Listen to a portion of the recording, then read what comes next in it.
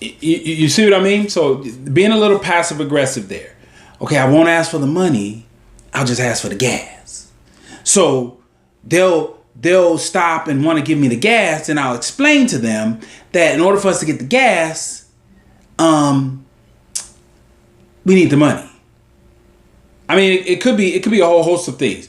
Well, I don't have my card or whatever it is. Money is somewhere in that equation.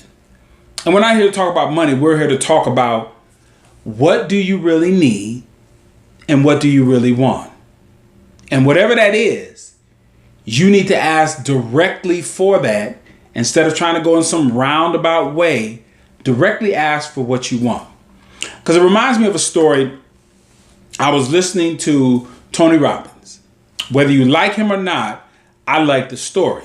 Tony Robbins said he was young, probably about 24 years old. He was really just getting started in the motivational game. He had done this huge weekend-long seminar helping out thousands of people. He made a bunch of money, and he's in Boston, and he's walking in this area. He said it's called Copley Square. And he said it's just a beautiful place where you can see modern architecture all the way back to when the U.S. was just being built. And he says he's walking there. He sees this homeless guy, a drunk guy, walking, staggering, and walking his way. And one of the first points he made was that he was saying, well, I hope that guy doesn't come ask me for money.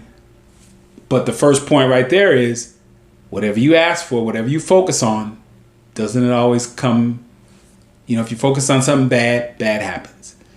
All right. And he said the guy approaches him and says, "Hey, mister, you got a quarter?" And he looked at him and said,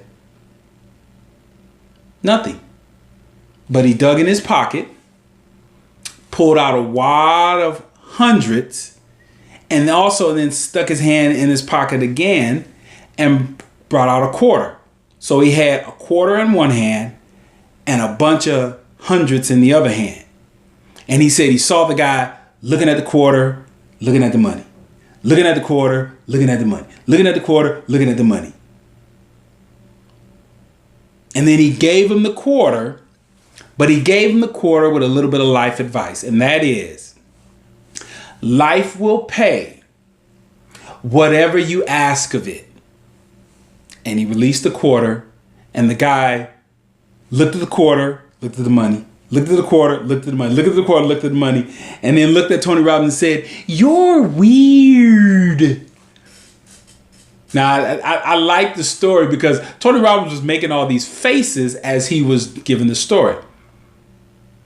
But the most important thing is the lesson he gave. He said, life will pay whatever you ask of it. And now then he goes on to really extrapolate on that by saying, here he is, 24 years old, making a bunch of money, having the time of his life helping other people. And here's this guy staggering on and off the sidewalk in the gutter and whatever. And his life is shit. So, does that mean that Tony Robbins is any better than that guy? Or that guy did something bad and he's being punished? And in a lot of places in the world, we operate from that space, believing that when somebody has something good, it is because it is just blessed upon them. It is just bestowed upon them, almost a birthright. And then somebody that is bad, which we see a lot of this in the world, especially in as far as directed toward people of color, that they are in some way cursed and have absolutely no control over where they currently are in life. And he went on to say no, that's not the case. That was a deliberate, intentional decision that person made to be where he is. And he, Tony Robbins, made a very intentional, deliberate decision or a bunch of or successive decisions which took his life to where he is right now. Now, I challenge you to go back and some people look at him and go, well, he's a charlatan and all stuff like that. Just go back and read his story and find some videos where you see his story. It's just a good story. And I'm not here to sell him. I'm just saying